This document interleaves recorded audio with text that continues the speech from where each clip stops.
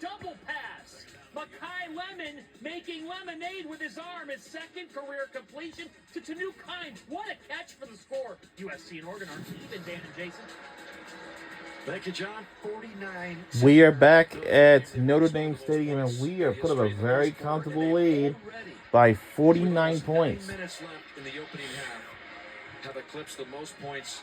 And for Syracuse Orange, since they will, when they up on Georgia Tech 45. when they go back home in Syracuse, New York, Syracuse just watching things they just get away. gonna wrap up their season with 3-9. Let's check in with Zora. And of course, hey. Dan, let's go back to Steve Angeli. He told me there's a lot of emotions for him today as he returns to Notre Dame. Angeli said, those are my guys. I mean, pregame, he was with players and staff. Coach Freeman said, I would love to see him and hug him because I care about him. And Coach did just that. There it is. Angeli added the relationships. They never go away.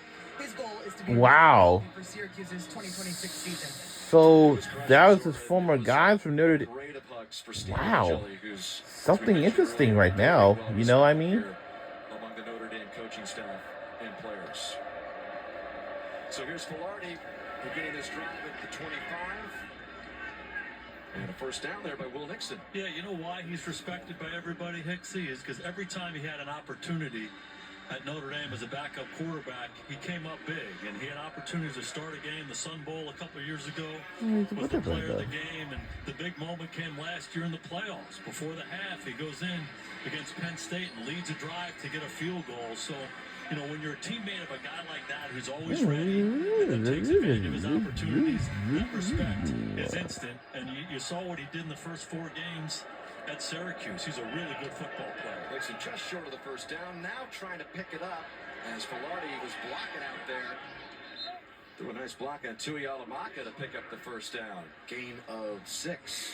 Yeah, you know, we were here in the spring. You know, the big scrimmage at the end of spring. You know, the quarterback battle, it was in the balance. We talked to Marcus Freeman. He said this game is big for these guys. Penny Minchie, C.J. Carr, and Steve Angeli, they all got equal reps. They came out of it. They made their decision to go forward with C.J. Carr and Minchie in training camp, and Angeli left. But he was right there. You could make a compelling argument that he should have been the quarterback for Notre Dame. He had played that well. Yeah, Angeli was biding his time even last year when they brought in Riley Leonard for a year. Whoa! Field tackle there by Devontae Smith. Loss of 3. Devontae Smith means Wow, that's almost a big play, but we almost got him. And he what? Very aggressive, very instinctive, saw the screen coming and attacked it. That play didn't go nowhere. Lost like 3 yards for Syracuse. Our Notre Dame defense is going to do the same thing. Ash defense. Angeli, who hopes to be back in the spring.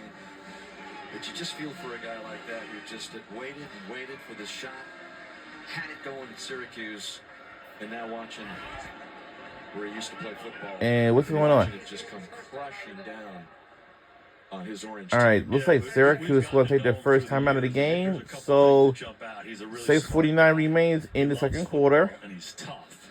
He's Jersey tough. And again, regardless of what circumstances happen to him at Notre Dame, he's always ready and played well. Now, after this game is over,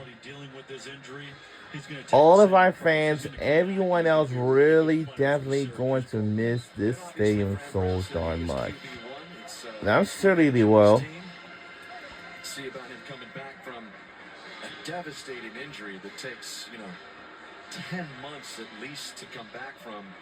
And Angeli saying he's a good couple of weeks ahead of schedule, so hopefully Angeli gets another shot next season as Fran Brown continues to try and build his kind of team, his kind of culture.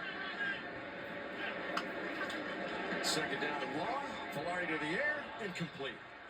Third and long, as he wanted Jonte Cook,